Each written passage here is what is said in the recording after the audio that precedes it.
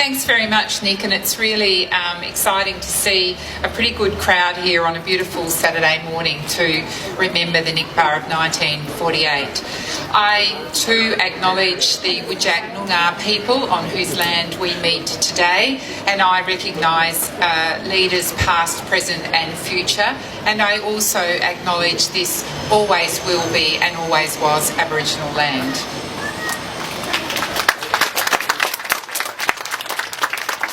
I'd also like to welcome the many Palestinians who are with us today, and we stand with you in the ongoing struggle of justice for Palestine and justice for Palestinians.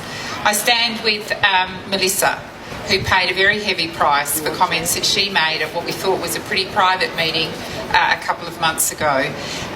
One of the things that I'm proud of is that within Labor we have established in Western Australia for the first time a Labor Friends of Palestine. And the three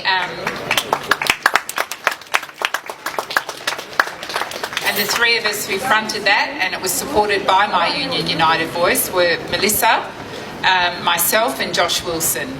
You saw that Melissa paid a very heavy price as our endorsed candidate for Curtin, but you might have also seen in the media that Matthias Cormann, a member of the Liberal Party and indeed a minister, called for the sacking of myself and Josh Wilson. So we do know here, in fact, I think that, in my view, having just come out of the bruising federal election and the shocking result we got, my view is that the Murdoch media and the West Australian are more Liberal than the Liberal Party. And we have a real challenge ahead of us on any justice issues, whether it's justice for Palestine, whether it's the environment, whether it's justice for First Nations people.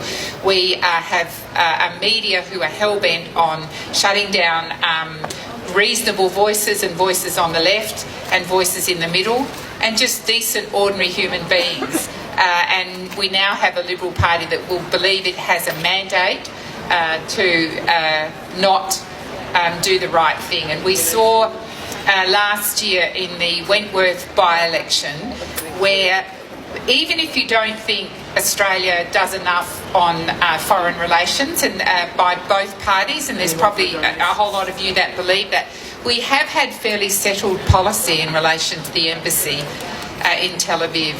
But we saw that the Prime Minister of this country, was prepared to get his hands dirty and for what he thought would be a political outcome in the by-election in the seat of Wentworth, to suddenly announce that he was going to move the embassy from Tel Aviv to Jerusalem. You're the way of the Crusader states.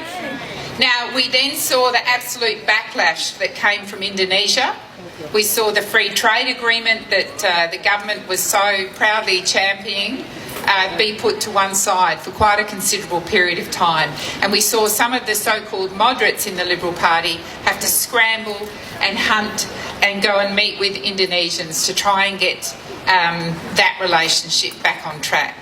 So I think we have to stand together. We have to be united as people who support Palestine.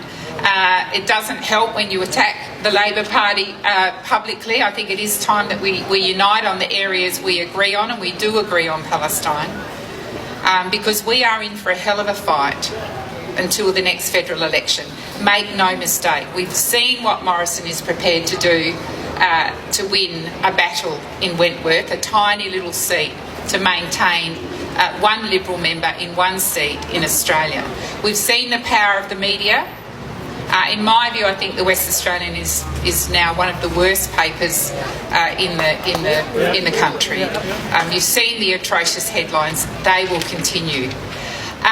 So I'm proud that we have set up WA Labor Friends of Palestine, and I know that many of you here came to that meeting, and you came as friends. And I know that, however that the discussions in that meeting got out in the media, I know it wasn't done with malice. It absolutely wasn't done with malice, because I saw people in that room as friends, people that I'd seen at these rallies, Labor Party members and so on. But we saw the power of the media to take Melissa out of curtain and to call for the resignation of myself and Josh. We saw what they're willing to do. But I really am speaking to the converted here. Those of you from Palestine who've been part of the struggle know this already. And I think it's really important at these events that we continue to hear from people like Sabrina, to tell her everyday story, her everyday life, which was one of struggle, which was one of discrimination, which was one of being an outsider. And certainly that's what I will continue to fight for within the Labor Party, and certainly as WA Labor Friends of Palestine. So thank you very much for coming today. The struggle continues. I think, as I said, we're in for a tough 3 years ahead, but we need to stay united. We need to be loud with our condemnation of the Morrison government whenever they take a wrong turn on any issue. And hopefully in the future, I do like Sabrina said there was hope, and I've heard other Palestinians, certainly at the WA Labor Friends meeting, people told us they had hope. So I think that we have to share that hope and carry that hope forward with our Palestinian friends. Thank you very much.